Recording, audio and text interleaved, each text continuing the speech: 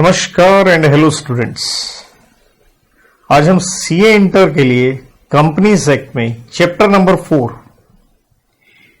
Companies act में chapter number 4 जो deal करता है share capital and debentures, and this chapter is बेटा from section number 43 till 72। Obviously chapter के साथ उसके क्या हैं, रूल्स भी हैं। हम इसकी करने जा रहे हैं फास्ट रिवीजन हैंड रिटन। मैं एक एक चीज जितना अच्छे से करवा सकता हूं, फास्ट वे में करवा सकता हूं, करवाने वाला हूं। आप मेरे साथ लिख सकते हैं। बड़ी बात यह है, एग्जाम में वेटेज इस चैप्टर की अकेले की नहीं, टिल सेक्शन 72 या यूं कह लीजिए पहले 4 चैप्टर्स कंपनीज एक्ट के बताई गई है। 25 से 40%, 60 नंबर का आपका कॉर्पोरेट लॉस है, कन्वर्ट करें तो 15 से 24 नंबर। तो 43 से सेक्शन 72 करने वाले हम, और ये सेक्शंस आपको याद हो सके। पहली बात तो बच्चों को दिक्कत रहती है सेक्शन नंबरिंग में, तो मैंने एक कोड की बनाई है इन सेक्शंस के लिए, और वो कोड की मैं डेडिकेट करता हूं। तस्वीर आपके सामने है, कैटरीना कैफ। तो कैटरीना कैफ के ऊपर ये हमने कोड की बनाई है। So let's share with you। देखिए, सबसे पहला सेक्शन ऑब्वियसली सेक्शन 43। वैसे मैं बता दूं शेयर्स की डेफिनेशन है अंडर सेक्शन 2 सबसेक्शन 84 है, which means share in the share capital of company and include stock. Debentures की भी डेफिनेशन है सबसेक्शन 30 में, includes debentures, stock, bonds or other instruments evidencing debt, whether creating a charge on the assets of company or not, but does not include instruments specified under chapter 3D of the RBI Act or any other instrument notified by CG after consulting RBI। मैं लिख नहीं रहा हूं, at least definition आपसे share जरूर कर रहा हूं, रिवीजन आपकी हो सके। तो बच्चों सबसे पहले आता है सेक्शन नंबर 43। कैटरीना कैफ कहा था मैंने, तो के से 43 में हम ले रहे हैं काइंड्स ऑफ शेयर्स। तो ये बेटा आप अपने बचपन से ही जानते हो, शेयर्स 2 प्रकार के हैं, इक्विटी एंड प्रेफरेंस शेयर। और ये भी जानते हो इनको 2 प्रेफरेंशियल राइट है भाई, इनका डिविडेंड पहले मिलेगा और कंपनी बंद हो जाए तो रीपेमेंट या रिडम्पशन इनको पहले होगी। जिन शेयरों को ये राइट नहीं है वो बन गए इक्विटी शेयर्स। 43 को हम दोबारा भी देखेंगे, क्योंकि इक्विटी शेयर फर्दर 2 प्रकार के हो जाते हैं। एक होते हैं ऑर्डिनरी वोटिंग राइट वाले, और एक है differential voting right equity share. इसके ऊपर हम आएंगे थोड़ी देर में। तो कैटरीना के से स्टार्ट हुए हम। तो कोड की हमारी कुछ इस तरह से है। पहले एक बार मैं लिख देता हूं, फिर कोड की समझ में आ जाएगी आपको। That is nature of shares. तो देखिए, शेयर एक प्रॉपर्टी है, तो नेचर क्या हुआ, ये एक मूवेबल प्रॉपर्टी है और आप जब मर्जी इन्हें बेच सकते हैं। ट्रांसफरेबल है, जैसे कंपनी के कहां लिखा है आर्टिकल्स में। Section 45 numbering of shares. देखिए, हर शेयर अगर फिजिकल फॉर्म में है तो यह ध्यान रखना जरूरी है, अगर शेयर फिजिकल फॉर्म में है, मटेरियल फॉर्म में है, वरना क्या होते हैं डीमैट अकाउंट इलेक्ट्रॉनिक फॉर्म में। तो अगर शेयर हमारे फिजिकल फॉर्म में है तो हर शेयर का एक क्या होगा, डिस्टिंक्ट नंबर होगा। अगर वो डीमैट अकाउंट में है, इलेक्ट्रॉनिक फॉर्म में है, तो जनाब फिर ऐसा नहीं हो सकता। वो तो डिपॉजिटरी के पास इलेक्ट्रॉनिक फॉर्म में रहते हैं। सेक्शन नंबर 46 सर्टिफिकेट नेचुरल है ऑफ शेयर्स। अगेन अगर शेयर किस में है, यहां ध्यान रखिए, अगर शेयर फिर से फिजिकल फॉर्म में है, डीमैट अकाउंट में तो देखिए आप समझ सकते हैं सर्टिफिकेट नहीं हो सकता। तो जो शेयर सर्टिफिकेट है 46 में, ध्यान ये रखना है, ये आपको SH1 फॉर्म में मिलता है और इसके ऊपर साइन किए जाते हैं 2 डायरेक्टर्स के द्वारा। और अगर कंपनी में, ध्यान ये रखना है, अगर CS है तो CS प्लस 1 डायरेक्टर साइन करेगा। वरना सर्टिफिकेट जो इश्यू होता है वो होता है कॉमन सील के ऊपर, लेकिन अगर कॉमन सील नहीं है तो ये बताया गया ये साइन इस तरह से होने चाहिए। बाकी आप आइडिया अपने आप लिख सकते हैं। शेयर सर्टिफिकेट में आप क्या लिखेंगे, कितने शेयर, कौन सा शेयर, कितने का शेयर, कितने दे दिए, किसको दिया शेयर। तो बड़ी बात यह है, जब वो इलेक्ट्रॉनिक फॉर्म में है तो ऑब्वियसली रिकॉर्ड होगा, डिपॉजिटरी का होगा, लेकिन दोनों में मेरे बच्चों कॉमन फैक्टर ये निकल के आता है, ये इस्टेब्लिश करता है टाइटल। टाइटल मींस ओनरशिप, जिसका नाम लिखा है वही शेयरों का क्या होगा, मालिक होगा। तो इससे लगता है प्रिंसिपल ऑफ एस्टॉपल, मतलब कोई और ये नहीं कह सकता मैं शेयरों का मालिक हूं। बड़ी बात इसमें ये निकल के आती है, जब वो फिजिकल फॉर्म में शेयर होते हैं, जब फिजिकल फॉर्म में होते हैं और ये सर्टिफिकेट अगर आपका खो जाए तो टेंशन की बात नहीं है, आप डुप्लीकेट ले सकते हैं। सब सेक्शन 2 इसके ऊपर डील करता है। तो डुप्लीकेट लेने के लिए कुछ कंडीशंस है, अगर पुराना फटा पुराना जैसे भी हो भैया उसे सरेंडर कर दो। साथ में ये बोर्ड की पावर है, आपको फीस देनी पड़ती है प्रिस्क्राइब्ड 50 रुपए, साथ में आपको लगा के देना पड़ता है इंडेमनिटी बॉन्ड की, अगर आप मिसयूज करेंगे तो आप उसके लिए लायबल हो जाएंगे। प्लस ये आपको इश्यू हो जाता है 3 महीने के अंदर अंदर। अगर आप हैं अनलिस्टेड कंपनी और लिस्टेड हैं तो स्वाभाविक है टाइम कम होगा, तो ये है 15 डेज के अंदर। और डुप्लीकेट के ऊपर लिख दिया जाता है साफ तौर पे कि डुप्लीकेट इशू हुआ है इन ल्यू ऑफ ओरिजिनल, ये लिखना जरूरी है। साथ में कंपनी आपसे कुछ एक्सपेंसेस भी लेगी, जो वो कंपनी कोई इन्वेस्टिगेशन वगैरह कर रही है या कोई नोटिस वगैरह अखबार में जारी किया कि हम डुप्लीकेट इशू कर रहे हैं। अगर ये डुप्लीकेट इश्यू किया जाता है कंपनी के ऑफिसर्स के द्वारा और उनकी यहां पे मंशा थोड़ी खराब है, जिसका मतलब हो गया अगर उनकी है फ्रॉडुलेंट इंटेंशन, तो बेटा उनके ऊपर भारी यहां पेनल्टी लगती है। और ये फाइन है बहुत बड़ा अमाउंट कि आपको कम से कम मिनिमम देखिए 5 गुना जो फेस वैल्यू है उसका देना पड़ेगा, जो नॉमिनल वैल्यू होती है सिक्योरिटीज की, और मैक्सिमम हो सकता है 10 टाइम्स ऑफ फेस वैल्यू या 10 करोड़ रुपए, और दोनों में से जो होगा विच एवर इज हायर। साथ में अफसरों के ऊपर 447 सेक्शन के अंदर उनको जेल हो जाएगी। इसके बाद अगले 2 सेक्शंस वोटिंग राइट के ऊपर हैं। तो सेक्शन नंबर 47 वोटिंग राइट और 48 डील करता है वेरिएशन, मतलब थोड़ा सा हमने क्या कर लिया है, बदलाव कर लिया है किसमें, इन वोटिंग राइट। तो देखिए वोटिंग राइट जो है वो मिलते हैं इक्विटी शेयर होल्डर को, और किसके ऊपर मिलेंगे, स्वाभाविक है ऑल रेजोल्यूशन, हर रेजोल्यूशन पे वो वोट डाल सकते हैं। हाथ खड़े करके हर इंसान को 1 वोट मिलता है, वरना जो वोटिंग राइट है तो एज आई सेड हाथ खड़े करके तो एक ही होगा इरिस्पेक्टिव ऑफ शेयर होल्डिंग, और अगर पोल करवाया जाता है तो नेचुरल रेशियो कहें या परसेंटेज जो भी आपके पास शेयर है उस हिसाब से आपके वोटिंग राइट आपको मिलेंगे। प्रेफरेंस शेयर होल्डर को सिर्फ उन्हीं के इश्यूज, और वो क्या होते हैं, उनका डिविडेंड, उनकी रीपेमेंट, सिर्फ उन्हीं के ऊपर उनको वोटिंग राइट होता है। लेकिन इनको इक्वलेंट वोटिंग राइट्स मिल जाते हैं इक्विटी शेयर होल्डर के बराबर अगर इनका डिविडेंड इन एरियर है, मतलब आपने नहीं दिया है और आज हो चुके हैं 2 साल कम से कम, तो इनको इक्विवेलेंट वोटिंग राइट मिल सकता है। वेरिएशन इन वोटिंग राइट, क्या एक बार शेयर इशू होने के बाद उनमें वेरिएशन की जा सकती है? जी हां, की जा सकती है। अगर देखिए यहां ध्यान ये देना पड़ता है कि हमें मेमोरेंडम, आर्टिकल्स या जो प्रोस्पेक्टस इशू हुआ था उसके अगेंस्ट ना हो, तो आप ये वेरिएशन कर सकते हैं। मतलब उनमें अगर कुछ नेगेटिव नहीं लिखा हुआ तो आप कर सकते हैं। तो इसके लिए या तो आपको पास करना पड़ता है स्पेशल रेजोल्यूशन या 75% मेंबर्स की कंसेंट लेनी पड़ती है। दोनों में फर्क क्या हो गया, एक में बिना मीटिंग के आप कर सकते हैं ऐसा।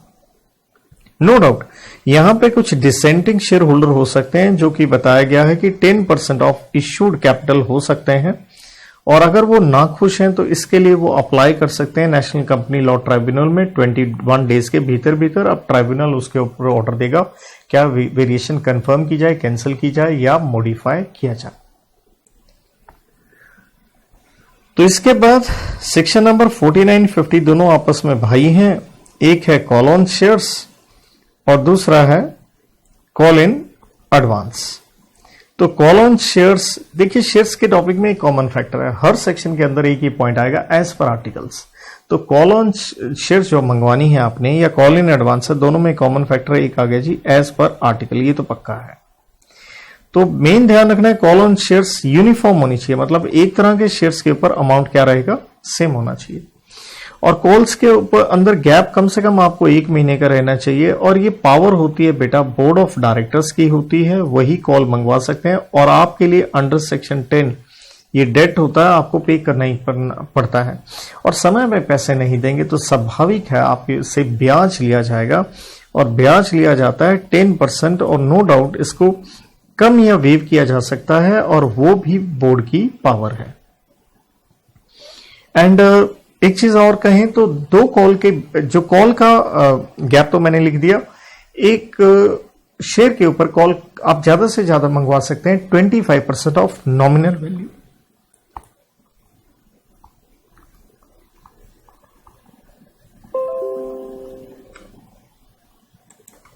कॉल इन एडवांस में कॉमन फैक्टर आर्टिकल्स तो हो ही गया है, साथ में कॉल इन एडवांस में मेन एक ही चीज है, तो यहां मैं कोड की देता हूं कि कॉल इन एडवांस के रेमिफिकेशन कॉन्सिक्वेंसेस क्या होंगे।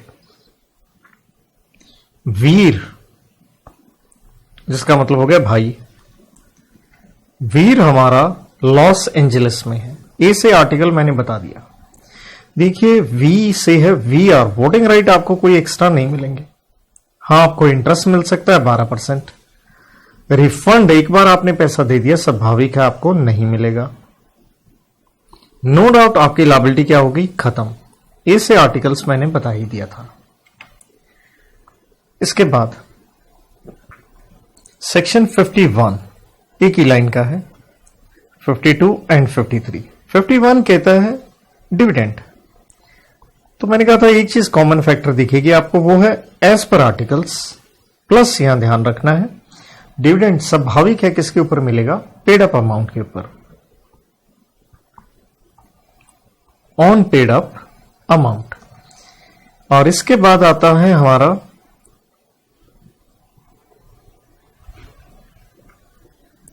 प्रीमियम। शेयर किस पे इश्यू हो रहे हैं, प्रीमियम पे। शेयर किस पे इश्यू हो रहे हैं, डिस्काउंट पे। तो प्रीमियम का मतलब आप जानते हैं, उसका उपयोग किस काम के लिए कर सकते हैं, राइट ऑफ करने के लिए। क्या राइट ऑफ करेंगे आप भाई, प्रीलिमिनरी एक्सपेंसेस कह लें, एक्यूमुलेटेड लॉसेस कह लें, अंडरराइटिंग कमीशन कह लें, ब्रोकरेज कह लें, या फिर premium on redemption of preference share, या प्रीमियम ऑन बायबैक, अगर बायबैक शेयर कर रहे हैं। साथ में आप प्रीमियम का इस्तेमाल कर सकते हैं इश्यू करने के लिए बोनस शेयर्स। डिस्काउंट पे आप शेयर इश्यू नहीं कर सकते हैं, अगर आप करेंगे तो ऐसा अलॉटमेंट वॉइड होगा। साथ में आपको यहां पे पुंगी लगेगी, और वो है जितना आपने अमाउंट रेज किया प्लस या फिर 5 लाख रुपए, विच एवर इज लेस, ये आपके ऊपर फाइन लगेगा। साथ में आपको रिफंड करना पड़ेगा, और कंपनी को यहां पे इंटरेस्ट देना पड़ेगा 12% पर एनम के हिसाब से।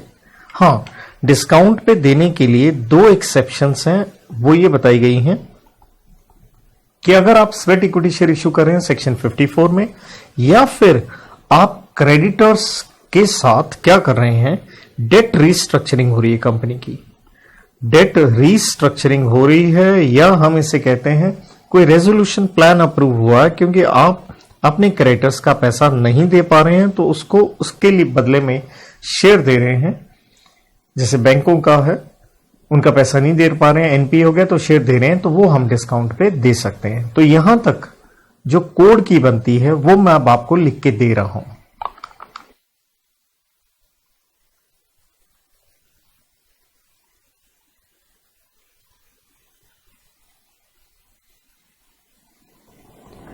तो जो कोड की मैंने बना के दी है इन शेयरों के लिए, देखिए पहला क्या था 43, के से कतरीना,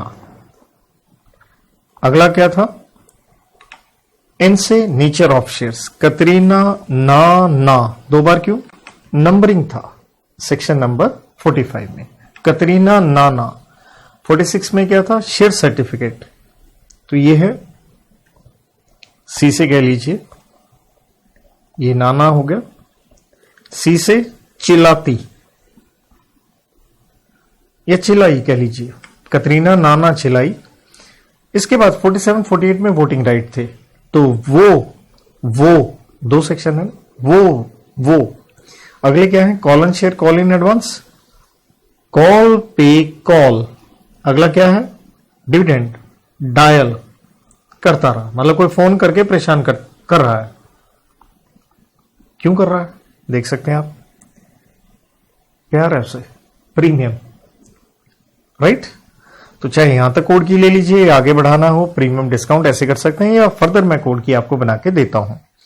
तो इसके बाद जो सेक्शन आ गया ऑब्वियसली स्वेट इक्विटी शेयर आ गया 54 में।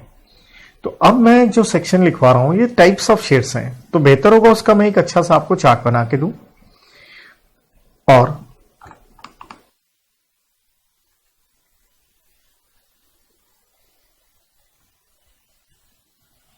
ये पहले ही हल्का सा मैंने लाइनें मार के चार्ट रखा है, तो आप देख सकते हैं चार्ट ऑन शेयर्स। एक कॉलम मैंने बेसिस का बनाया है ताकि फास्ट रिवीजन है, थोड़ा फास्ट कर सके। आगे कितने कॉलम है 1 2 3 4 5, मेनली 6 कॉलम लेके चलिए, बेसिस के बाद 6 और हो गए। उसके अलावा भी मैंने 2 रखे हैं लेकिन उनका भी मैं जिक्र नहीं करूंगा, तो टोटल 2 एंड में और रखे हैं। ये सारे टाइप्स ऑफ शेयर्स मैंने लिए हैं यहां पे। आइए एक एक करके हम बात करते हैं।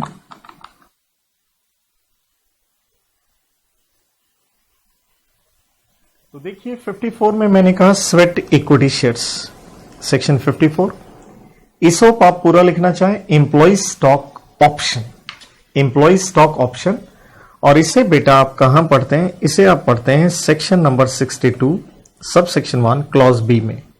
आरएस से राइट शेयर्स, राइट शेयर्स आप पढ़ते हैं सेम सेक्शन है, क्लॉज ए हो गया।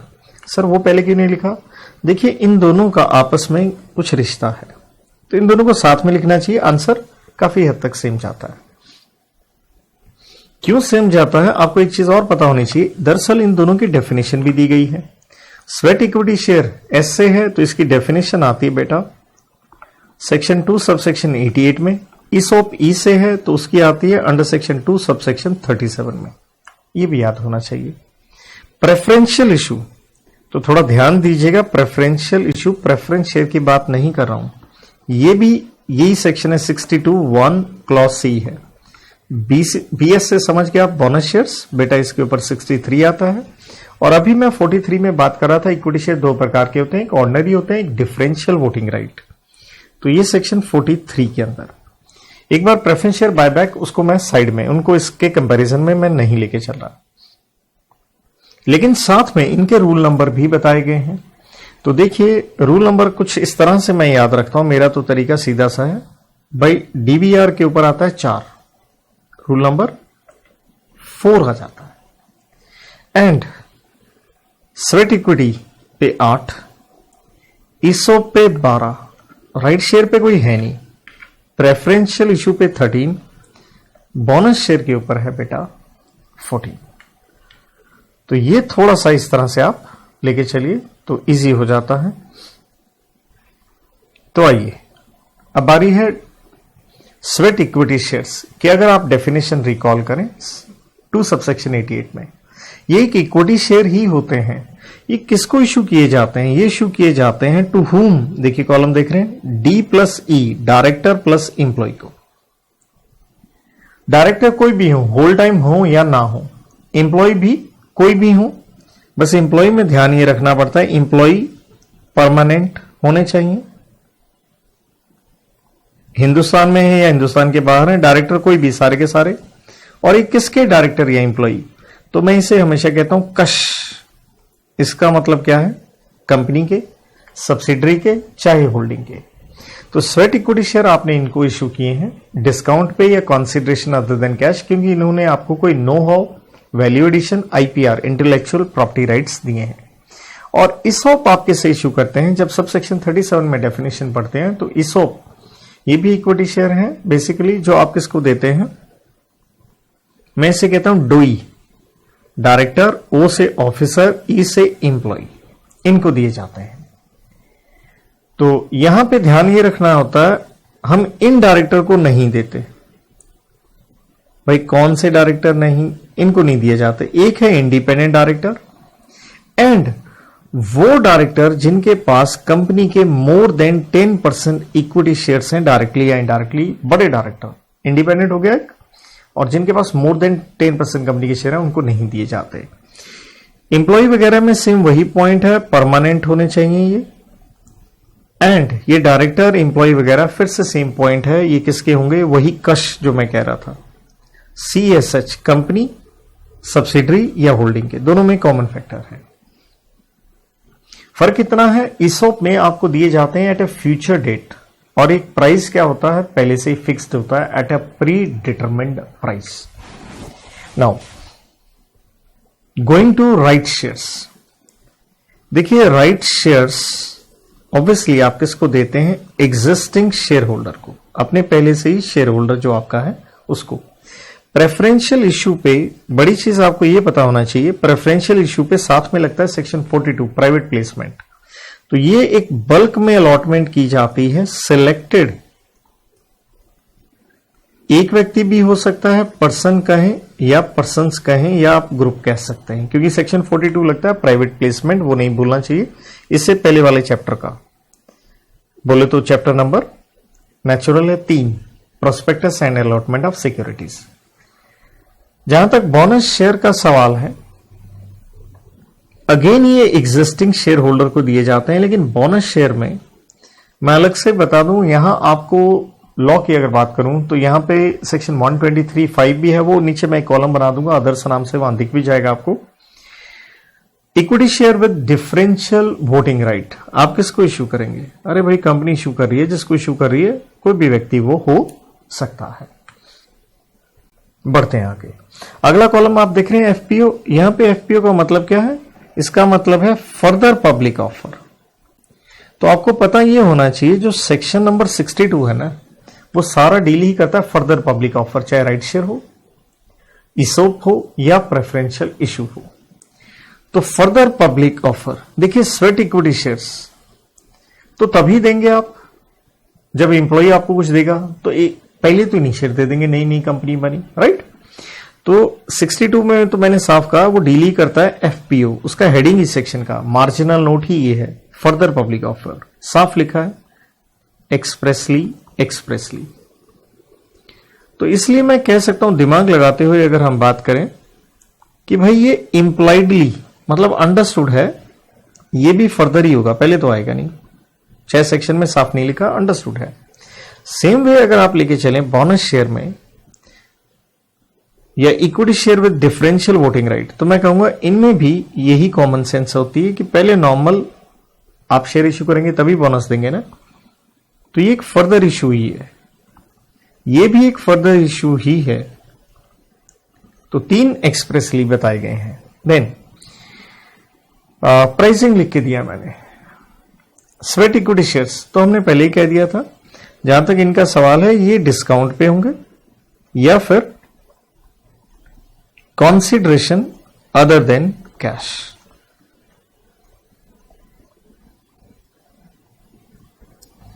ईसोप आप अपने एम्प्लॉइज को दे रहे हैं, यहां पे प्राइसिंग मैंने जैसे कहा था डेफिनेशन में साफ लिखा है प्री डिटरमिन्ड है, ये शेयर्स आप फ्यूचर में देते हैं, तुरंत नहीं दे रहे हैं। राइट शेयर्स में देखिए आप मुफ्त में नहीं देते हैं, कुछ कॉस्ट वैल्यू लेते हैं, एग्जिस्टिंग शेयर होल्डर को है, लेकिन मैं ये बता दूं ये लेस देन क्या होता है, मार्केट प्राइस होता है। प्रेफरेंशियल इशू में जो प्राइसिंग होती है, क्योंकि आप किसी खास आदमी को दे रहे हो, तो यहां रजिस्टर्ड वैल्यूअर से आपको वैल्यूएशन करवानी ही पड़ती है। बोनस शेयर स्वाभाविक है मुफ्त में होंगे। Equity share with DVR obviously share issue किए हैं, प्राइस तो है ही, but equity share with DVR में क्या होता है, इनका प्राइस थोड़ा कम होता है, मतलब इसलिए ये लेस देन मार्केट प्राइस पे इशू होते हैं। क्योंकि इन पे वोटिंग राइट क्या है, कम है, इनकी मार्केट वैल्यू भी इसलिए कम रहती है। अब बारी आ गई रेजोल्यूशन। तो रेजोल्यूशन ये है, जनरल मीटिंग में पास होगा, और यहां आपको पता होना चाहिए जनरल मीटिंग का दिया जाता है नोटिस 101 में 21 दिन का, और नोटिस के साथ लगती है explanatory statement under section 102, detail लिख के देनी पड़ती है अगर आप पास क्या कर रहे हैं, स्पेशल रेजोल्यूशन। तो स्वेट इक्विटी शेयर में स्पेशल रेजोल्यूशन आपको पास करना पड़ता है, ईसॉप में भी स्पेशल रेजोल्यूशन पास करना पड़ता है, लेकिन अगर आप हैं प्राइवेट कंपनी तो ओआर से काम चल सकता है, ऑर्डिनरी रेजोल्यूशन इफ अगर आप हैं private company under section 2 subsection 68 में। देन राइट शेयर्स पे एज सच राइट शेयर आपने इश्यू करने हैं, तो एज सच कोई रेजोल्यूशन की बात नहीं की गई, तो चाहे लिख लीजिए नॉट स्पेसिफाइड, लेकिन मैं आपको बाय डिफॉल्ट बता दूं बोर्ड ये निर्णय लेता है, कोई भी इश्यू निकालना है तो बोर्ड रेजोल्यूशन तो पक्का होता है। अब आ रही है बात प्रेफरेंशियल इश्यू। तो प्रेफरेंशियल इश्यू तो वैसे बहुत बड़ी बात है, तो स्पेशल रेजोल्यूशन। तो हर जगह आप देख रहे हैं स्पेशल रेजोल्यूशन आ रहा है, लेकिन बोनस शेयर में ध्यान दीजिएगा, बोनस शेयर में हमेशा ऑर्डिनरी रेजोल्यूशन होता है, और इक्विटी शेयर विद डीवीआर में भी ऑर्डिनरी रेजोल्यूशन है। इसलिए इस तरीके से मैंने चार्ट में इनको इकट्ठा रखा कि आपके लिए जितना आसान करके मैं दे सकूं आंसर। देन कंपनी को बने हुए कुछ साल हो गए हों, क्या ऐसी भी कोई लिमिट है? देखिए स्वेट इक्विटी शेयर में ऐसी लिमिट पहले होती थी, हटा दी गई है। ईसोप आप ये कहते हैं कि हम आपको देंगे 1 साल के बाद, मतलब कंपनी इन एग्जिस्टेंस नहीं, बट एक पॉइंट तो है, तो यहीं पे लिख देता हूं 1 ईयर का क्या है, मिनिमम वेस्टिंग पीरियड होता है। मतलब जब ग्रांट होते हैं आपको ऑप्शन, और जब आप ले सकते हो उसके अंदर 1 साल का गैप तो आएगा ही आएगा। 1 साल के मिनिमम से पहले आप शेयर ये ले ही नहीं सकते। रही बात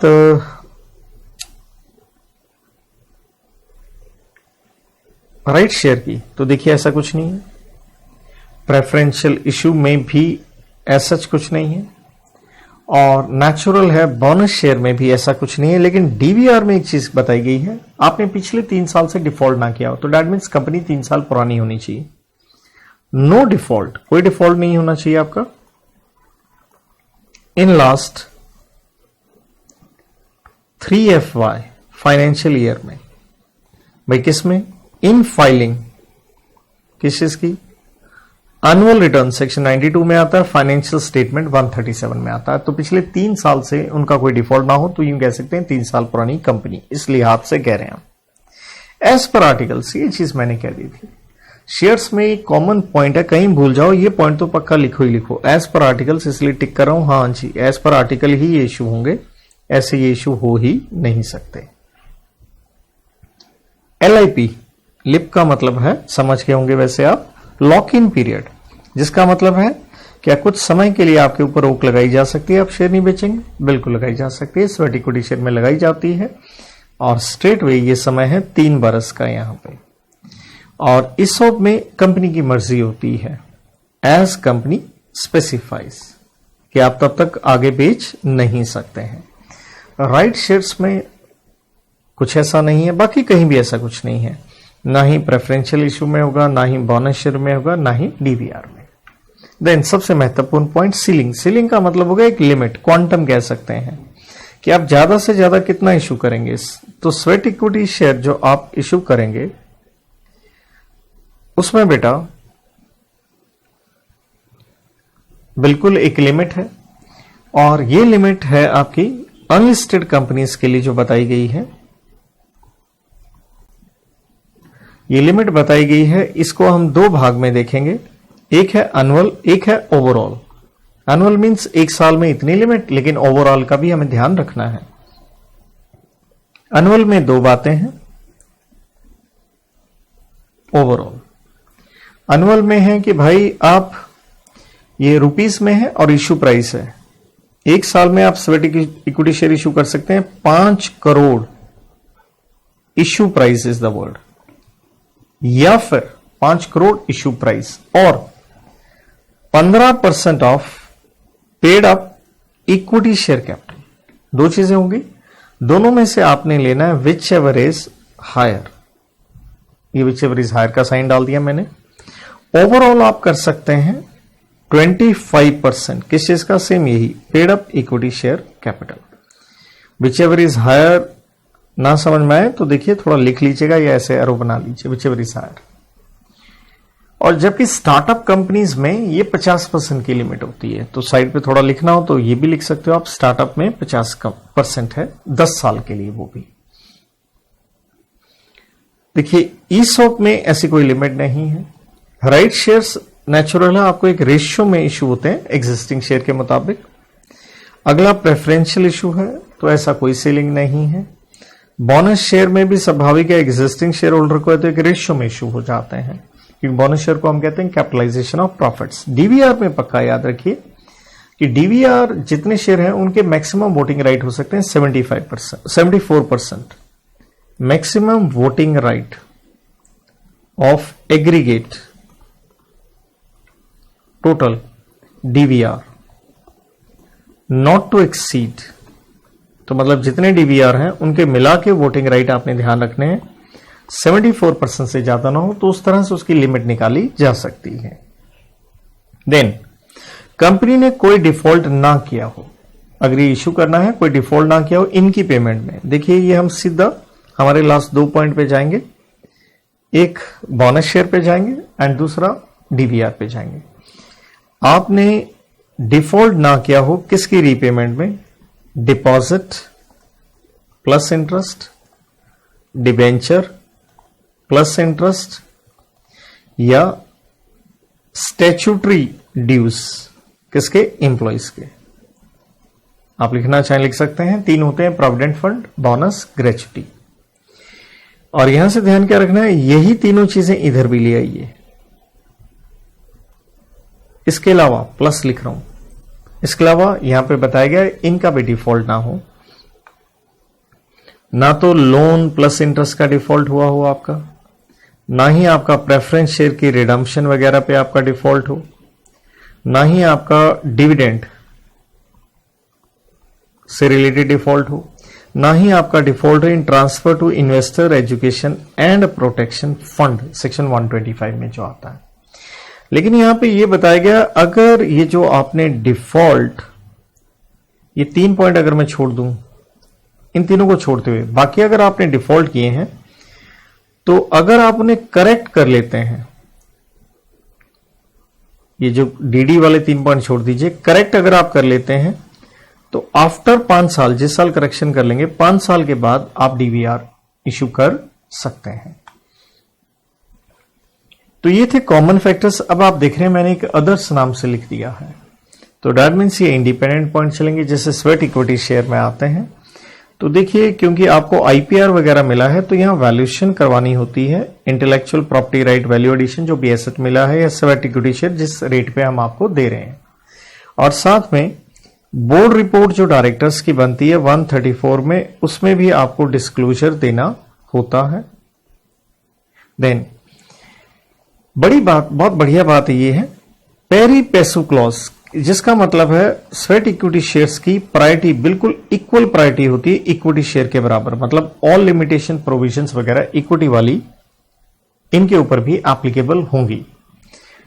स्वेट इक्विटी शेयर से रिलेटेड आपने रजिस्टर भी मेंटेन करना होता है, और रजिस्टर वगैरह मेंटेन करने का काम देखिए हमेशा जो होता है वो सीएस होता है, लेकिन अगर कंपनी में सीएस नहीं है तो नॉर्मली कोई डायरेक्टर होता है जिसे ऑथराइज किया जाता है बाय बोर्ड। और मैंने एक पॉइंट आपसे शेयर किया था स्टार्टअप वाला, स्टार्टअप कंपनी ये स्वेट इक्विटी शेयर दे सकती है 50% अपनी पेड अप इक्विटी कैपिटल का, और ये 10 साल के लिए, जिस साल उसकी क्या होगी ये इनकॉर्पोरेशन, सर्टिफिकेट ऑफ इनकॉर्पोरेशन। और इस सब की बात करें तो मैंने डेफिनेशन में कहा था ये हमेशा फ्यूचर में ही दिए जाएंगे, तुरंत आपको नहीं दिए जाएंगे, राइट। बोर्ड रिपोर्ट वाला पॉइंट सेम है, पीपीसी ये रजिस्टर वगैरह ये सब कुछ सेम ही है। और ये जो आपको ऑप्शंस मिली हैं ये लैप्स हो जाती है अगर आप कंपनी को क्या कर देते हैं, छोड़ देते हैं, मतलब नौकरी छोड़ के चले जाएंगे, आपका राइट ये क्या हो जाएगा, समाप्त हो जाएगा। डेथ वगैरह में घर वालों को बेनिफिट जरूर दे दिए जाते हैं। राइट शेयर्स में जाएं तो देखिए आपको ये शेयर्स देने के लिए सबसे पहली बात है कि नोटिस दिया जाता है, और इस नोटिस में बताया गया है मिनिमम जो आपको टाइम दिया जाता है वो 15 से 30 दिन का है। वैसे अमेंडमेंट एक्ट 2020 जो कि नवंबर 2021 में एप्लीकेबल होगा, कुछ एक उसके सेक्शन, तो उसमें ये 15 दिन का पीरियड लेसर भी किया जा सकता है। तो 15 से 30 दिन का ये टाइम आपको सोचने के लिए है। वैसे ये जो नोटिस है ये दिया जाता है आपको 3 days prior to opening of offer.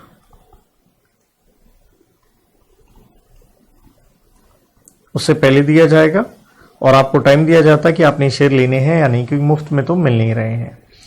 और इसी नोटिस में बताया जाता है अगर आपने नहीं लेने हो तो आप फर्दर किसी और को दे सकते हैं। इसे कहते हैं रिनंसिएशन, ट्रांसफर कर देना। और अगर जो नोटिस दिया जाता है वो तरीका क्या इस्तेमाल करेंगे, नोटिस का तरीका ये, मतलब नोटिस के ऊपर ये सारे पॉइंट में बात कर रहा हूं। वो जो मोड होगा उसमें ध्यान रखिए कंपनी के पास प्रूफ होना चाहिए। तो that means registered, speed post, courier, electronic proof जरूर पक्का हो आपके पास। और अगर आप ये रिजेक्ट कर देते हैं तो इन दैट सिचुएशन यहां बोर्ड का पावर है, वो जैसे मर्जी इन शेयरों को किसी और को दे सकता है।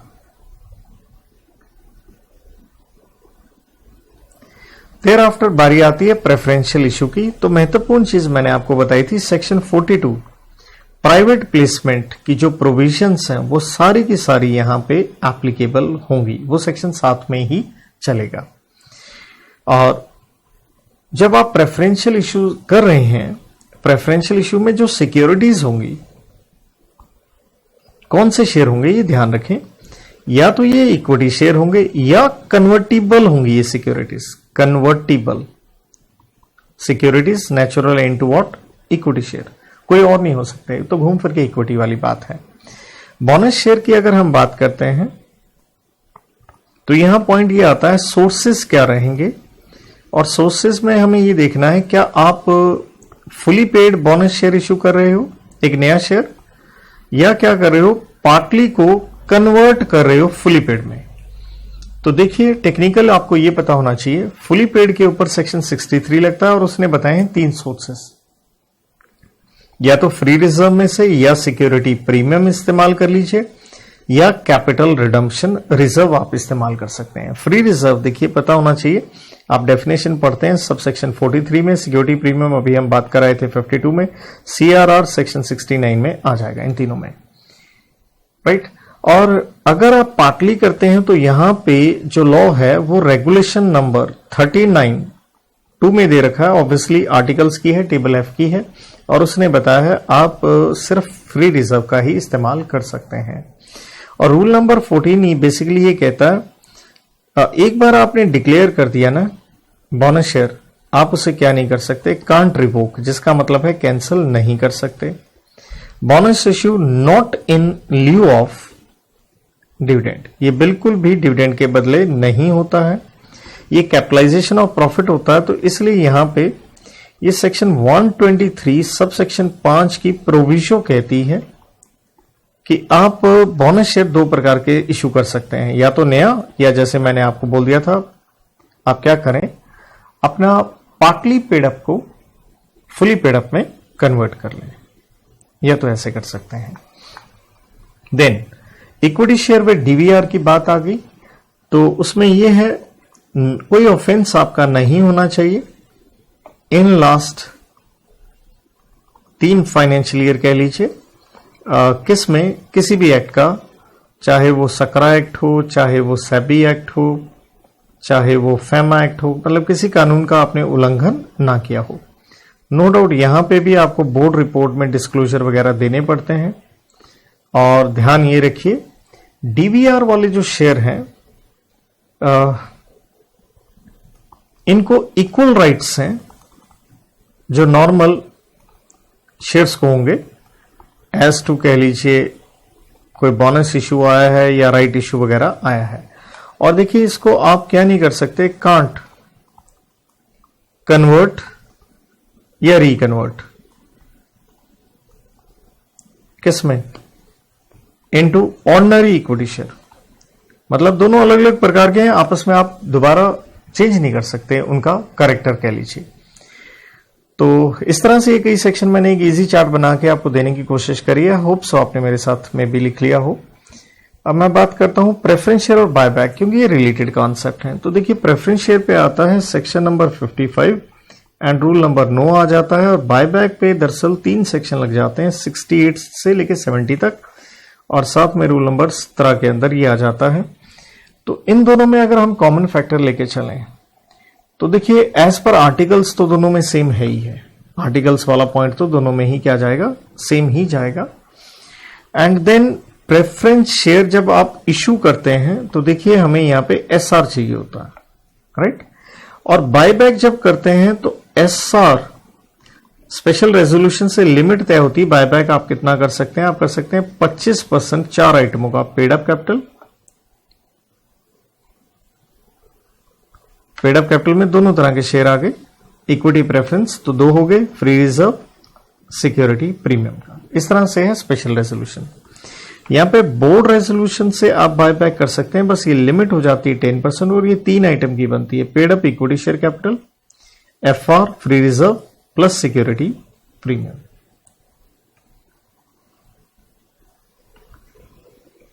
Plus security premium. So I am making very judicious use of my page कि मैं एक पेज में इतना कुछ लिख के आपको दे सकूं। और प्रेफरेंस शेयर जब इशू होते हैं ना तो उनका टाइम होता है बेटा मैक्सिमम 20 साल, लेकिन अगर आप इंफ्रा कंपनी हो तो इंफ्रा कंपनी को थोड़ा एक्स्ट्रा टाइम दिया जाता है 30 साल। और यहां पे प्रेफरेंस शेयर होल्डर को एक ऑप्शन दे दी जाती है कि भैया आप 10% रिडम्पशन ले सकते हैं per annum from 21st year. अब प्रेफरेंस शेयर में बात आगे बढ़ती है तो वो आती है रिडम्पशन के ऊपर। जब आपने रिडम्पशन करनी है तो यहां पे क्लियरली बताया गया है इसके सोर्सेस, रिडम्पशन से रिलेटेड सोर्सेस। या तो इन्होंने कहा कि भाई आप क्या कर दें, फ्रेश इशू, किसका, एनी शेयर्स, या फिर आप क्या करें, आप फ्री रिजर्व का इस्तेमाल कर सकते हैं। देखिए बायबैक के साथ सिमिलर क्यों था, बायबैक में भी सोर्सेज बताए गए हैं, यही फ्रेश इशू, बस यहां बताया गया है कोई भी शेयर हो या कोई भी और सिक्योरिटी हो। फ्री रिजर्व सेम है, लेकिन यहां पे एक एक्स्ट्रा पॉइंट है सिक्योरिटी प्रीमियम।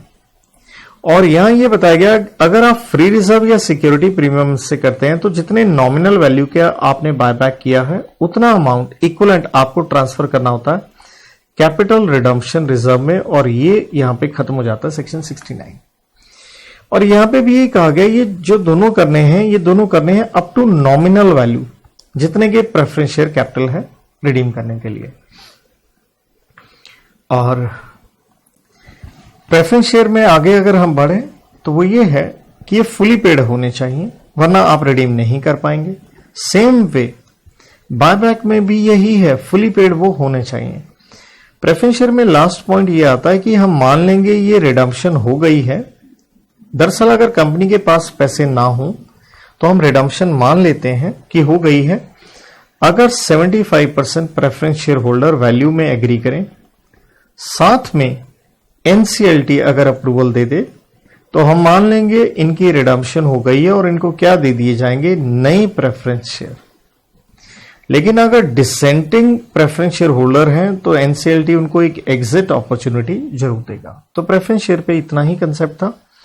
बायबैक में बहुत कुछ है। इसके बाद बायबैक में आपने ध्यान रखना है, बायबैक आपने नहीं करना है प्रोसीड्स ऑफ जो पैसा आया है अर्लियर इशू, पहले कोई अगर आपने कोई इशू किया है सेम क्लास का, सेम क्लास ऑफ सिक्योरिटीज जो आप बायबैक कर रहे हैं। यहां पे साथ में आपने ध्यान रखना होता है debt equity ratio after buyback वो 2:1 से एक्सीड ना करें, जबकि गवर्नमेंट कंपनी में ये 6:1 है अगर वो इन्वेस्टमेंट्स वगैरह में इन्वॉल्व है। देन वही नोटिस ये वो मेन है, रेजोल्यूशन पास होने के 1 साल के अंदर अंदर, चाहे स्पेशल रेजोल्यूशन था, बोर्ड रेजोल्यूशन था, आप बायबैक कर लीजिए। और बायबैक करने के 7 दिन के अंदर जो सिक्योरिटीज हैं आप उनको फिजिकली डिस्ट्रॉय कर दें। बायबैक करने के लिए एक महत्वपूर्ण चीज आती है, एक डेक्लेरेशन देनी पड़ती है आपको सॉल्वेंसी की, कि कंपनी आने वाले कमिंग 1 साल में, 1 ईयर में, कमिंग 1 साल में कंपनी इंसॉल्वेंट नहीं होगी। और ये डिक्लेरेशन के लिए क्या होगा, हमारे ऑडिटर साहब कंपनी के एक इंक्वायरी करेंगे कंपनी के अफेयर्स की और वो अपनी रिपोर्ट बना के देंगे। साथ में इस रिपोर्ट पे आपने ये ध्यान रखना है, साइन होने चाहिए 2 डायरेक्टर के और उनमें से एक एमडी होना चाहिए अगर कंपनी में हो तो। और इसके बाद इसका नॉर्मल से जो पॉइंट्स हैं, देखिए आप इसका रजिस्टर भी मेंटेन करेंगे, आपने इसकी रिटर्न भी फाइल करनी है आरओसी सेबी दोनों को। और बायबैक आप कहां से कर सकते हैं, चाहे बायबैक आप रिकॉग्नाइज स्टॉक एक्सचेंज से खरीद लीजिए या आप अपने शेयर होल्डर्स को एक ऑफर लेटर देते हैं। आरओसी को फाइल करने के बाद उनको एक टाइम दिया जाता है 15 से 30 दिन का सोच विचार करने के बाद, और बैंक में अलग से पैसे रखे जाते हैं ताकि उनको पेमेंट दी जाए। इस तरह से आप खरीद सकते हैं। इसी के ऊपर बायबैक के ऊपर सेक्शन 70 आ जाता है जो कि एक रोक लगाता है कि प्रोहिबिशन है ऑन बायबैक, आप बायबैक नहीं कर सकते हैं थ्रू किसी सब्सिडरी कंपनी के थ्रू या किसी इन्वेस्टमेंट कंपनी के थ्रू आप बायबैक नहीं कर सकते हैं, या आपने डिफॉल्ट किया है चाहे पेमेंट में देखिए वही पॉइंट सारे आ जाएंगे आपके जो मैं बार बार कह रहा था, डी से डिविडेंड, डिपॉजिट्स, डिबेंचर्स वगैरह, लोन वगैरह या प्रेफरेंस शेयर वगैरह, या आपने annual return section 92 financial statements बनती है 129 में, फाइलिंग होती है उसकी 137 में, उनमें डिफॉल्ट किया एनुअल रिटर्न 92 में। तो इस तरह से हमने ये सेक्शन यहां पे मैनेज किए हैं। अब बढ़ते हैं आगे क्योंकि हमारा बीच में काफी कुछ देखिए रह गया। 54 हो गया, 55 हो गया।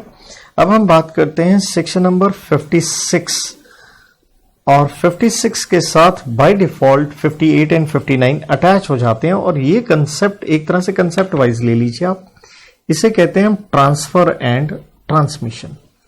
तो पता ये होना चाहिए कि इन दोनों के ऊपर हमारे बनते हैं 3 सेक्शन। Transmission section 56, 8 and 9। तो पहली बात दोनों में हम फर्क देख लेते हैं। इसमें मैं कोड की बना के देता हूं स्कीम एलआईसी की। देखिए बेसिक मीनिंग अगर हम देखते हैं, ट्रांसफर क्या होता है, आप अपने शेयर बेच रहे हो, सेल कहो, गिफ्ट कहो, एक्सचेंज कहो। ट्रांसमिशन क्या है, दिल, डी से डेथ, आई से इंसॉल्वेंसी, और एल से कंपनी का हो गया लिक्विडेशन। तो शेयर किसी और को जाएंगे, डेथ पे लीगल रिप्रेजेंटेटिव को, इंसॉल्वेंसी में ऑफिशियल रिसीवर को। तो ऐसे यह है स्टैंप ड्यूटी। अगर आप अपने शेयर बेच रहे हो तो स्वाभाविक है स्टैंप ड्यूटी लगेगी, यहां तो लगेगी नहीं। कॉन्सिडरेशन ट्रांसफर में पक्का होगा, ट्रांसमिशन में तो होगा नहीं। इंस्ट्रूमेंट मतलब एक कागज तो बनेगा, यहां पे बनता है इंस्ट्रूमेंट ऑफ ट्रांसफर, और ट्रांसमिशन में हम कहते हैं इंस्ट्रूमेंट ऑफ ट्रांसमिशन। मतलब ये वर्ड इस्तेमाल किए गए हैं सेक्शंस में। एल से है जो लायबिलिटी है, किसकी, ट्रांसफरर की, जो शेयर बेच रहा है। ट्रांसफर में तो उसकी खत्म हो गई, लेकिन ट्रांसमिशन में तो डेथ वगैरह हुई है, तो लायबिलिटी क्या रहती है, कंटिन्यू रहती है। तो देखिए सेक्शन 56 इस पे मेनली पहले आता है। तो 56 कहता है अगर आपके पास शेयर देखिए या तो फिजिकल फॉर्म में होंगे अगर आपने बेचने हैं, या इलेक्ट्रॉनिक फॉर्म में होंगे, डीमैट। डीमैट में तो सिंपल डिपॉजिटरी क्या कर देगा, ट्रांसफर कर देगा एक अकाउंट से, एक अकाउंट किसका, बेनिफिशियल ओनर का, टू अनदर, बस सिंपल वो ट्रांसफर कर देगा। लेकिन अगर फिजिकल फॉर्म में है, इसलिए मैं वर्ड इस्तेमाल कर रहा था, यहां आपको बनाना पड़ेगा आईओटी, इंस्ट्रूमेंट ऑफ ट्रांसफर। और इसके ऊपर नेचुरल सी बात है क्या लगेगी, डेट भी लगेगा, इसके ऊपर स्टैंप ड्यूटी भी लगेगी, और साइन होंगे दोनों के। दोनों का मतलब क्या हो गया, अरे भाई दोनों का मतलब हो गया ट्रांसफरर प्लस ट्रांसफरी, दोनों के साइन होंगे। और ये बनाने के बाद, एग्जीक्यूट करने के बाद आपको इसे कंपनी को देना होता है 60 दिन के भीतर भीतर कंपनी को दे दीजिए। लेकिन अगर शेयर्स पार्टली पेड अप हैं तो ध्यान दीजिए, अगर पार्टली हैं तो सिर्फ जो है ट्रांसफरर अकेला ही कंपनी को कहता है मैंने शेयर बेचने। अब कंपनी क्या करती है, आगे एक नोटिस जारी करती है, ट्रांसफरी को जारी करती है क्योंकि उससे पैसे लेने होंगे बाकी, ताकि भैया तेरे से नो ऑब्जेक्शन सर्टिफिकेट दे दे, क्या तू बाकी पैसे दे देगा, और उसे रिप्लाई करना पड़ता है 2 हफ्ते के अंदर अंदर।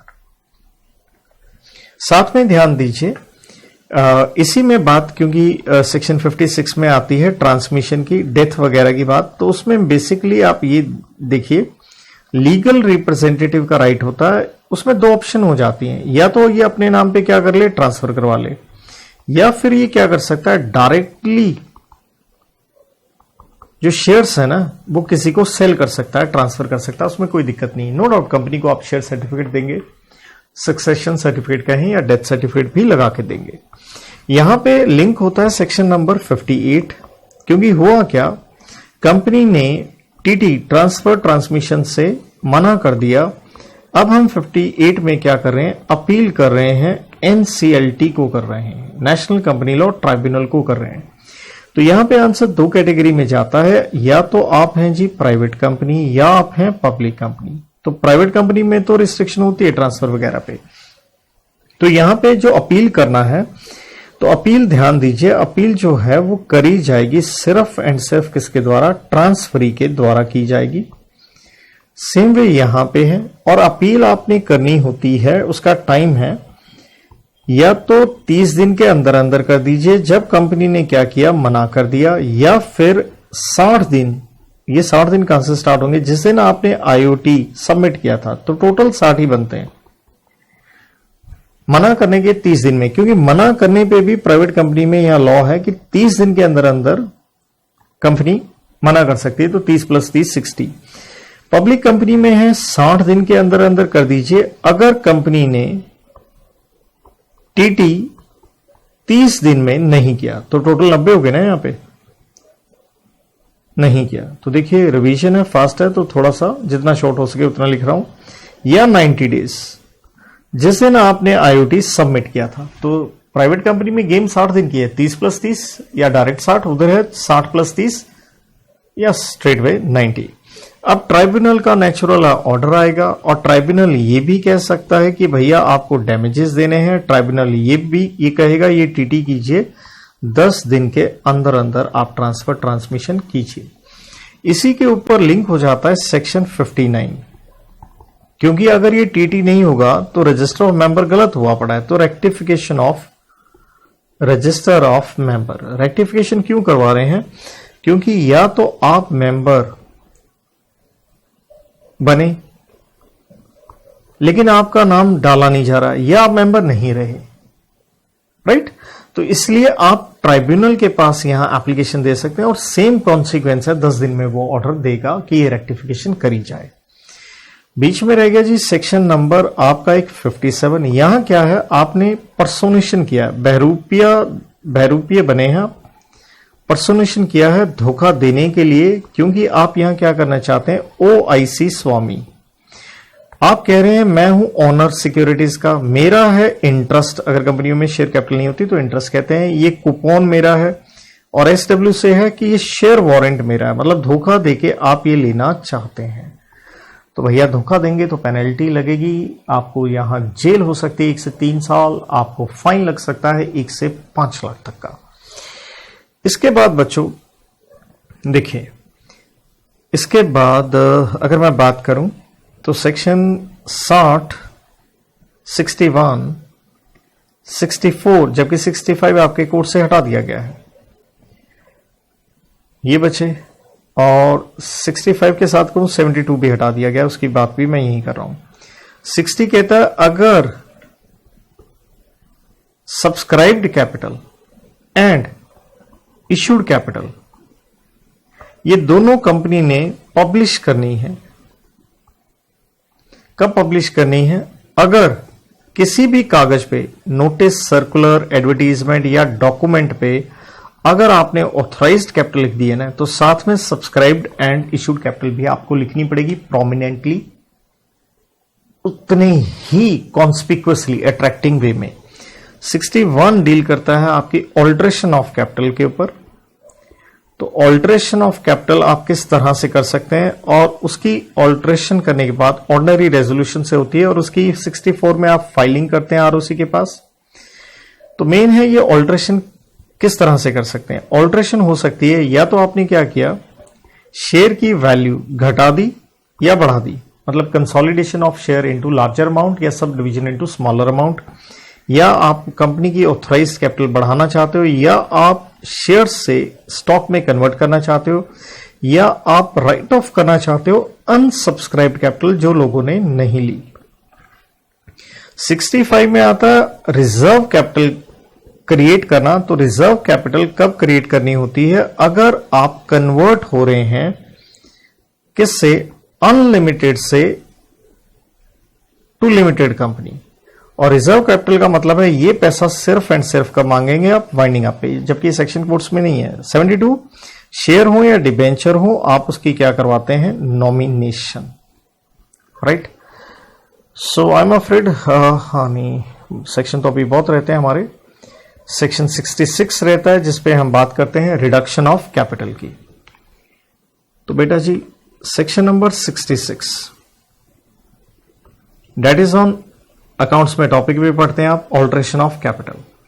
तो रिडक्शन आप किस तरह से करते हैं, या तो आप क्या करते हैं, जो अनकॉल्ड कैपिटल है कंपनी की उसे आप कैंसिल कर सकते हैं, या फिर आप क्या करें, पे ऑफ कर दें अगर आपको लगता है कैपिटल एक्स्ट्रा है, या फिर आप क्या करें, आप राइट ऑफ कर दें वो कैपिटल जो कि नॉट रिप्रेजेंटेड बाय एसेट्स है, जिसका मतलब है कंपनी भयंकर लॉसेस में है। तो इसके लिए आपको एनसीएलटी को एप्लीकेशन देना पड़ता है। RSC2 फॉर्म में आप ये एप्लीकेशन देते हैं, साथ में स्वाभाविक है फीस वगैरह लगती है, लेकिन कंपनी में स्पेशल रेजोल्यूशन पास करने के बाद, और साथ में ध्यान दीजिए यहां पे आपने कोई डिफॉल्ट नहीं किया हो अगर कंपनी ने किस चीज का, डिपॉजिट्स का, और उससे रिलेटेड एक सर्टिफिकेशन भी देनी पड़ती है ऑडिटर साहब को, साथ में डायरेक्टर्स को साइन करते हुए। साथ में आप एक लिस्ट लगा के देते हैं क्रेडिटर्स की, उनका नेम, एड्रेस, अमाउंट की, हमने क्रेडिटर्स का इंटरेस्ट पूरी तरह से सिक्योर किया है, उनकी कंसेंट ले ली है, या फिर उनको सिक्योरिटी दे दी है, या पे ऑफ कर दिया है।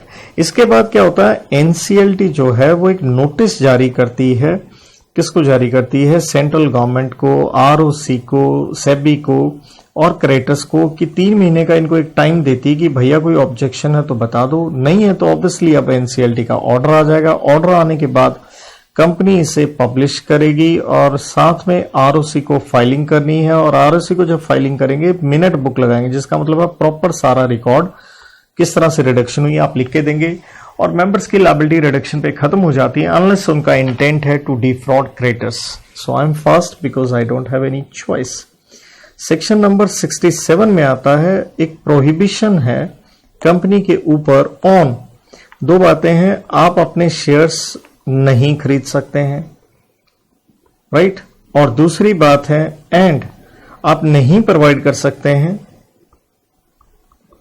प्रोहिबिशन है ऑन प्रोवाइडिंग फाइनेंशियल असिस्टेंस। आप फाइनेंशियल असिस्टेंस कहें, आप इसे लोन कहें, आप इसे गारंटी, श्योरिटी वगैरह कह सकते हैं, आप नहीं दे सकते। लेकिन यहां पे मेन आंसर हमारा यही है, कुछ एक्सेप्शंस हैं, जिसमें से पहली आती है कि भाई आप प्रेफरेंस शेयर को बड़े प्यार से रिडीम कर सकते हैं, कोई दिक्कत नहीं है। नंबर 2, अगर आप बैंकिंग कंपनी है आप लोन दे सकते हैं ऑर्डिनरी कोर्स ऑफ बिजनेस में, लेकिन खुद के शेयर्स की सिक्योरिटी पे नहीं, खुद के शेयर्स आपने गिरवी नहीं रखवाने हैं, ऑन शेयर्स सिक्योरिटी के रूप में नहीं लेने हैं। तीसरा है एक प्रोविजन की जा सकती है ऑफ मनी कंपनी के द्वारा एक स्कीम बनाते हुए, जिस स्कीम से हम यहां शेयर्स या तो किसी ट्रस्टी को दे रहे हैं एम्प्लॉय के बेनिफिट के लिए, या डायरेक्टली हम किसको दे रहे हैं, एम्प्लॉय को दे रहे हैं, और इसके लिए पहले आपको स्पेशल रेजोल्यूशन भी पास करना पड़ता है, और कंडीशंस ये है कि ये शेयर होने चाहिए फुली पेड अप। और लास्ट पॉइंट इसमें बनता है, हम स्टेट वाइज लोन दे रहे हैं, किसको दे रहे हैं, एम्प्लॉय को। मैक्सिमम ये लोन दे सकते हैं अपने शेयर खरीदने के लिए 6 महीने की उनकी सैलरी या वेजेस का, लेकिन एम्प्लॉय में नहीं आएंगे कंपनी के डायरेक्टर या केएमपी। और यहां पे भी लोन दे रहे हैं ताकि वो ले सकें कंपनी के fully paid shares. Last section देखिए जो मेरे ख्याल में रह गया होगा, दैट इज 71 डिबेंचर्स। तो डिबेंचर्स की बात करें तो डिबेंचर्स को कभी भी कोई क्या नहीं मिलता है, वोटिंग राइट नहीं मिलता। डिबेंचर्स से रिलेटेड जो भी कॉन्ट्रैक्ट हुआ है ये इन्फोर्सेबल होता है as specific performance, means company को इन्फोर्स किया जा सकता है।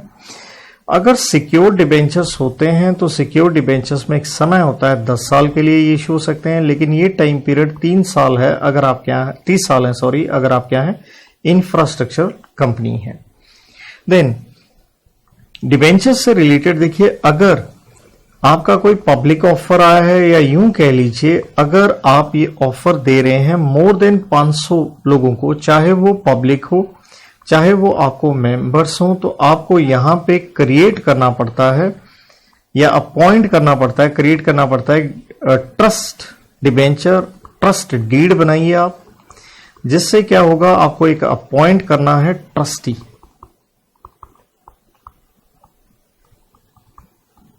जो कि डिबेंचर होल्डर्स के इंटरेस्ट प्रोटेक्ट करेगा। वो एसेट वगैरह देखेगा कि हाँ जी उसकी सही संभाल हो रही है या नहीं, अगर एसेट्स इनसफिशिएंट है एनसीएलटी को अप्लाई करेगा।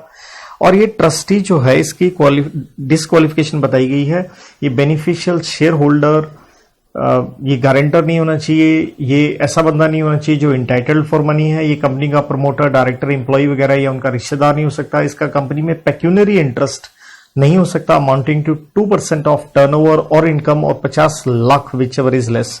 इतना कुछ मैं लिख नहीं रहा हूं, लिख लिख के मेरा हाथ की हालत टाइट हो चुकी है, तो इसलिए थोड़ा इजी भी था तो इसलिए ऐसे सिंपल बोल रहा हूं। ये जो अपॉइंट ट्रस्टी है आप इसे रिमूव भी कर सकते हैं अगर 75% इन वैल्यू डिबेंचर होल्डर्स एग्री करते हैं तो आप इसे निकाल सकते हैं। ये अपनी लायबिलिटी से नहीं बच सकता अगर इसने अपने फंक्शंस परफॉर्म नहीं किए, अनलेस अगर सेम यही डिबेंचर होल्डर्स 75% इन वैल्यूज को छोड़ दें। तो ये जो डीड है ये आपको बनानी पड़ती है 60 डेज ऑफ अलॉटमेंट के अंदर अंदर, क्योंकि ये प्रॉपर्टी संभाल के रखेगा। और ये ट्रस्टी आपने अपॉइंट करना होता है प्रोस्पेक्टस के इश्यू होने से पहले। डिस्क्वालिफिकेशन मैंने इसका बता दिया था मोटा मोटा point. And then section number 71 में देखिए डिबेंचर रिडम्पशन रिजर्व क्रिएट करना पड़ता है अगर आप अनलिस्टेड कंपनी है, और ये आपको क्रिएट करना पड़ता है 10% जितने आपके आउटस्टैंडिंग डिबेंचर्स है उसकी वैल्यू का। और लिस्टेड कंपनी वगैरह से रिलेटेड देखिए मेन पॉइंट क्या है, चाहे अनलिस्टेड हो लिस्टेड हो, इनमें इन्वेस्ट करना पड़ता है इनको पैसा, कम से कम 15% वो डिबेंचर्स जो नेक्स्ट अगले साल 31 मार्च को क्या हो रहे हैं, मैच्योर हो रहे हैं, तो वो पैसा आपको इन्वेस्ट भी करना पड़ता है। तो बच्चों जहां तक मैंने कोड की दी है, इसके बाद भी कोड की देखिए सेटिंग करके दी जा सकती है, उसका जिक्र मैं जरूर करूंगा अगर आप सेक्शन भूलने की कैपेसिटी रखते हैं। तो देखिए आगे कोड की हम ऐसे बना सकते हैं, जैसे 52 से ही देखिए 52 क्या कहता है, शेयर प्रीमियम से, राइट। 53 शेयर डिस्काउंट से, राइट। 54 शेयर पसीने से, क्यों पसीना बेटा, अरे स्वेट इक्विटी थी ना यार। 55 शेयर प्रेफरेंस से, है ना। देन 56 आपने देखा शेयर कैसे, ट्रांसफर ट्रांसमिशन से, ऐसे लिंक बना। और 56 के साथ देखिए ऑटोमेटिकली, क्योंकि ट्रांसफर ट्रांसमिशन के साथ 58 भी आ गया एंड 59 ऑटोमेटिकली इसमें कवर हो गया। और 57 में क्या हुआ, आपने धोखे से, पर्सोनेशन था, धोखे से, राइट। और इसके बाद कोड की यूं भी बन जाती है, देखिए इसको मैं कहता हूं ऑल्टरेशन ऑफ कैपिटल। आप कैपिटल को क्या कर रहे हैं, बदल रहे हैं, कंपनी की कैपिटल। ये कहां से स्टार्ट हुआ, देखिए सेक्शन नंबर 61 में थी ये alteration.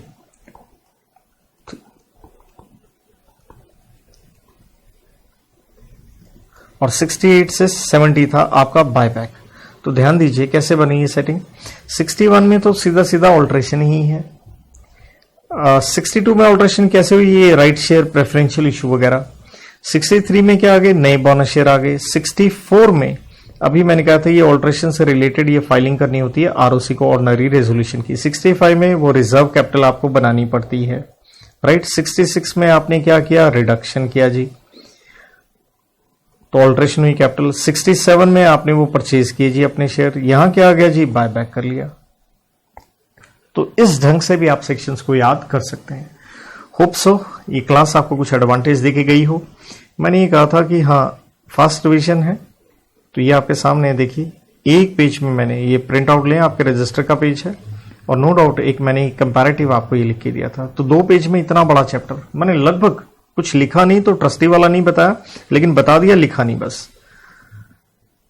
Good luck, God bless, thank you.